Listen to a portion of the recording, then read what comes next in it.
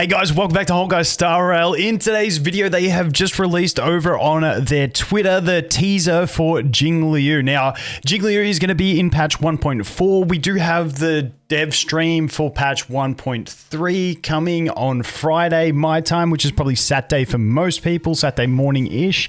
And in the lead up to these dev streams, we normally get drip fed the characters that will be coming in the following patch. So for 1.4, Jingliu, we don't know if she's going to be the first one or the second banner character, but hey, this character is wicked. We'll talk more about it in a sec, because I'm assuming tomorrow we should get drip fed the next character, which I'll update you guys on. And then after that, we normally get the 4-star as well to take a look at. And then obviously we'll roll into the dev stream. Then we'll have all the stuff for 1.3, and it's just that they're just general hype cycle that they go through. So Jingliu, let's go through it. What do we know about her so far?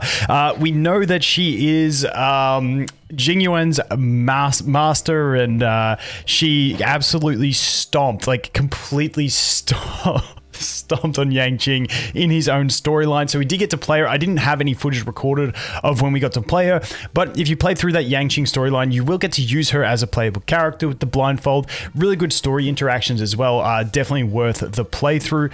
But what do we have? We've got Destruction and we've got Ice. Now, Destruction, so, you know, we're going to get the HP manipulation that Destruction always have, so you can expect that. Obviously, she is going to be the 5-star, and being Ice, I'm still a bit torn on Ice as an element, because it's one of those ones as an offensive element, it was good. Like if we look at something like Yangqing, it was super fantastic in the early game, you know, when people were still building up their accounts, didn't have the relics, didn't have the levels, didn't have the light cone investment and stuff like that, where the freeze was super valuable because you could lock people out. So if you were breaking, you were getting the freeze, which is going to be super helpful for stalling out the enemies so that you don't die. But we're getting into the stage now for people that have been playing since global launch, even free-to-play players, where you're able to do everything comfortably. You've just had the time in the game where you can sort of, you know, just easily start defeating stuff because you've got levels into your characters, you've got levels into your light cones. Maybe you've pulled a couple good light cones or characters,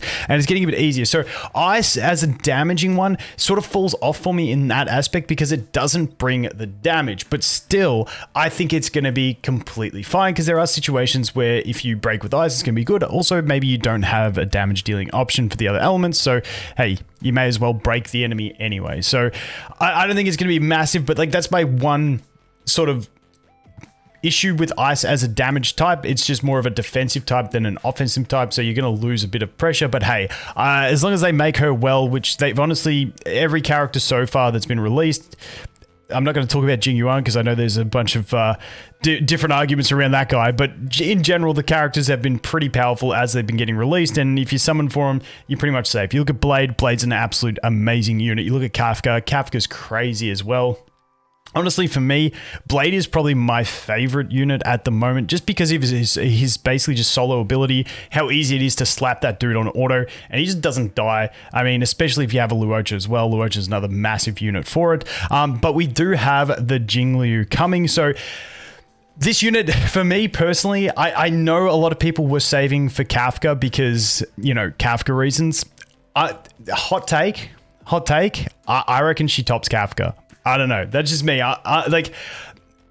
Just my call. Let me know if you guys think I'm wrong or right, but that is my call. Hopefully we will get drip fed a little bit more information about her in the future. If not, I will go deeper into the bit of gameplay that we do get with her, see if I can analyze her skills a bit more. I should have been more prepared for this video, but yeah, I'm definitely going to go into what we can share with you. Obviously, you know, if you're someone that likes to find out a little bit more, always go searching on the internet. You never know what you'll find, but I'll try and collate what we have from the in-game playability version of her in the storyline with Yangqing, and maybe do a bit more of a video talking about her, because now the question becomes, who do you summon for? We've obviously got Jingliu coming up, who obviously I think she's a massive hype unit. I think everyone fell in love with her as soon as we saw the Jingyuan trailer, because she is just so cool in that.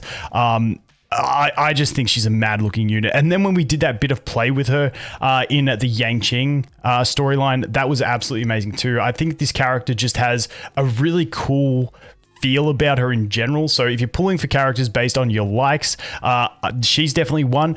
But then we've obviously got the next two options coming as well before her that you've got to decide on as well, especially as free to play if you're going to save. And I'll do a whole video talking more in depth about who to save for and what options you have.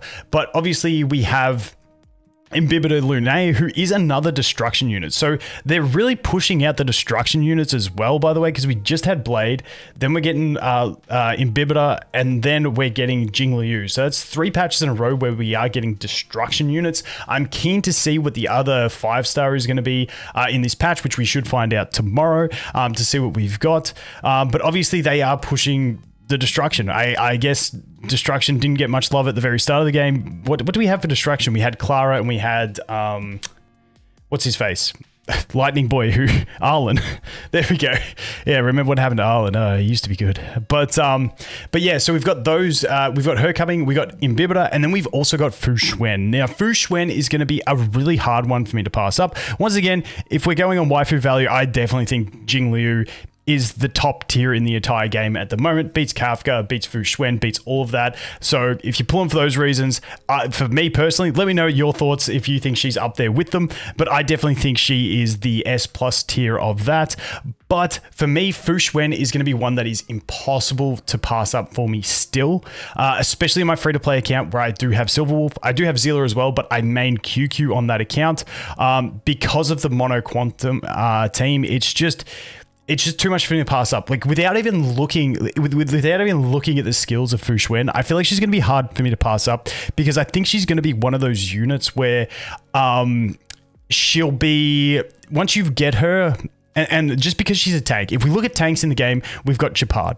And to me, they've got to make a tank completely busted to introduce them as a new character because a lot of people don't need survival. So if you're building a tank to go in the game at this current state, I feel like it has to offer more than just tanking, or its tanking capabilities have to make it to where your team's like just about undestroyable. That is my thoughts around it. So I think getting a quantum tank along with the links that we're going to have as a quantum healer, it just makes you have like an easy clap auto team that will just basically run through any content that you can throw at it. So that is my reason for Fu Xuan being hard to pass up. But once again, we got Jingliu coming.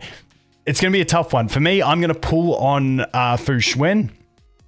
And then I'm probably just going to put everything I can by the time we get to Jingliu into her. Like this is the problem with this game. The characters they introduce are so cool that I'm like, okay, I want to save for this character. Maybe I skip one banner, then I'm going to put everything into it. If I miss it, then I'm going to put everything into the next one. They just do a really good job of designs. Jingliu, absolutely fantastic. Like I said, go YouTube. Someone will have the playthrough of the Yangqing storyline if you can't be bothered going into it. And you can have a look at that because that storyline was really cool, along with the trailer that we had from Jingliu, which was fantastic. And honestly, really cool character. Really glad she's coming this early to the game. And yeah, we'll have to wait and see. But I'm definitely going to pull for her on my Silverwolf account. I think I've got to pull for one of them, but I think that's the one that I'll go for. But I'll keep you guys updated, and maybe we eventually spend on one of my other accounts to do it, but we'll wait and see. But anyway, guys, as always, I'll probably be back tomorrow with whoever the next character is because they should leak that tomorrow as well. But as always, thanks for watching. Hope you have an awesome day, and I look forward to seeing the next one. Cheers.